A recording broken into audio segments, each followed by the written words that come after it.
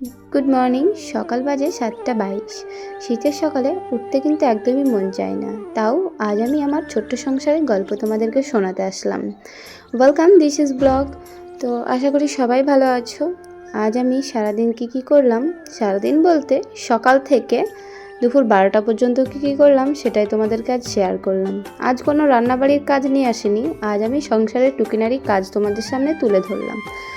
শীতের সকালে কিন্তু সত্যি সকালে জলে হাত দিতে একদমই ইচ্ছা করে না, কিন্তু তবুও কি করব, আমাদের এই গৃহিণী জীবন করতেই হবে। তো সকালবেলায় উঠোনের কাজ কমপ্লিট করে এবার আমি কিন্তু ঘর বারান্দাটা মুছে নিচ্ছি। ঘরটা মুছে নিয়েছি, সেটা তোমাদেরকে তুলে ধরলাম না, বারান্দাটা মুছে নিলাম, ওটাই আর কি দেখাচ্ছি।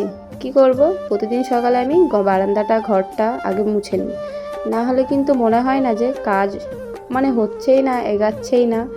তো সকালবেলায় আমি যদি ঘরটা মুছে নিই তাহলে কিছুটা হালকা লাগে নিজের। আর এই যে বাসনপত্র, সকালে বাসনপত্র কিছুটা কমই হয়, রাত্রে যেহেতু ধুয়ে রাখি ওই জন্য। তো তার জন্য আমি দেরি করি না, তাড়াতাড়ি ঘরটা মুছে নিই। তো ঘর মুছে নিয়ে কিন্তু আবার বিছানাপত্র বাকি আছে। আর সকালে উঠতে কিন্তু আমরা অনেকটা এখন দেরি করি, তবুও 7টা বেজে যায় উঠতে। তো ফার্স্ট সকালে এই যে মারুলি ঝাড় দিয়ে দিয়েছি উঠোনের কাজ, এবার আমি ঘরটা সাফ করে নিলাম। তারপরে বাচ্চাটা ওদিকে উঠে আছে, কিন্তু ও ঘরে খেলা করছে। ঠান্ডাতে এখন ওকে বেরোতে দিই না, বাচ্চা তো, আর সিজারের বাচ্চা, প্রচণ্ড ঠান্ডা লাগে ঘন ঘন, ওই জন্য ওকে ঠান্ডাতে সকালে আর বের করি না। এবার আমি বাড়ির সকালের কাজ করে নিলাম। ও আছে, আমাকে দিকে ডাকছে, কিন্তু আমি যাচ্ছি না, ভুলিয়ে ভালিয়ে রেখে দিচ্ছি যেহেতু ছোটো বাচ্চা। তারপরে আমি কিন্তু ঘর মুছে নিলাম, মুছে বারান্দাটাও মুছে নিলাম, সেদিকে আবার ব্রাশটাও করে নিচ্ছি। না হলে ব্রাশটা সকালের দিকে না করলে অনেকে দেখবে দুপুরের দিকে করে স্নান করার সময়। আমি কিন্তু ব্রাশটাও করে নেব, না হলে কিন্তু একদম মোটেও ভালো লাগে না। সকালকার কাজ সকালে করতেই বেশ ভালো লাগে। আর একদম বললাম যে অল্প বাসন আছে, মাত্র 2টো থাল। রাত্রে করেছিলাম পিঠে, সেটা তোমাদেরকে দ্বিতীয় ভিডিওতে দেখাবো। তো ভিডিওটা না হলে অনেকটাই বড় হয়ে যাবে, ওই জন্যই। আর শীতে সত্যি কি বলবো, মাঘ মাস পড়তে কিন্তু শীতটা অনেকটাও কমেছে তবুও। আর পৌষ মাসের ভালোই এবছর ঠান্ডা গেল। কি তোমাদের ওদিকে কেমন কুয়াশা হয়েছে? কুয়াশার ভিডিও কিন্তু আমি আনছি দ্বিতীয় ব্লগে, পিঠে এবং তার সাথে কুয়াশার ভিডিও তোমাদেরকে আনছি, তোমরা কিন্তু অবশ্যই দেখবে। আর হ্যাঁ, কেমন আছো তোমরা? আর পিঠেতে কেমন মেলা দেখলে?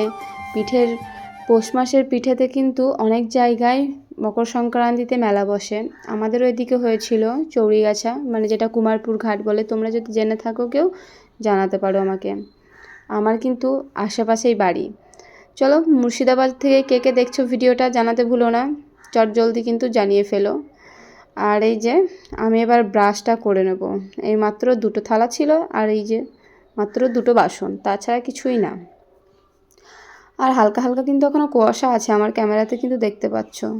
আবার এদিকে রৌদ্র উঠেছে, এদিকে হালকা কুয়াশা দেখা দিয়েছে, এদিকে রৌদ্র উঠেছে। কিন্তু কি করব, তারপরে ওকে বাইরে বের করলাম, মুখটা ধুয়ে দিলাম, এবার খাইয়ে দিচ্ছি। ওকে খাইয়ে টাইয়ে দেব, তারপর কিন্তু আমি ঘরের বিছানাটা তুলব। আমি সকালে ওকে খাওয়াই ছোলার ছাতু, পুরোটাকে হালকা পাতলা করে দিই। তো সকালে কিন্তু ছোলার ছাতু খাওয়াটা খুবই উপকারী, সেটা কিন্তু সবাই জানো। তো কেউ যদি না জেনে থাকো আমাকে কিন্তু কমেন্টে জানাতে পারো, আমি তোমাদেরকে বলতে পারি। যাচ্ছি, চলো। আমার বাচ্চা কিন্তু ডাকছে। ভিডিও এডিট দিতে দিতে কোনো সময় কিন্তু মানে জ্বালাতে ভুলবে না ও। আমি যখনই একটু ভিডিও এডিট দিতে বসবো তখনই ও কিন্তু পাশ থেকে কোনো সাউন্ড করবেই। চলো, এবার আমি কিন্তু বিছানাটা গুটিয়ে নিচ্ছি, বিছানা গুটিয়ে নেব। আর এদিকে কিন্তু বালাপোষটাও তুলে দেবো। মোটা লেপ, যেহেতু মাঘ মাস আজে 2-3 তারিখ হয়েই গেল মাসের, গরম কিন্তু হালকা হালকা বেশ লাগছে। আমার বাচ্চা ঘেমে যায়, ওই জন্য আজকে আমি সব কিছু কাচাকুচি করব, ওয়ারটাও খুলে নেব।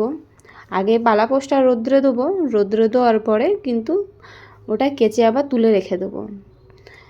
চলো, কথা বলতে বলতে তোমাদের সাথে কিন্তু ঘরটা আস্তে আস্তে গুছিয়ে নিচ্ছি। তো আর একদিন আমি আমার ঘরের যা যা জিনিসপত্র আছে সেটা তোমাদেরকে আমি দেখাবো।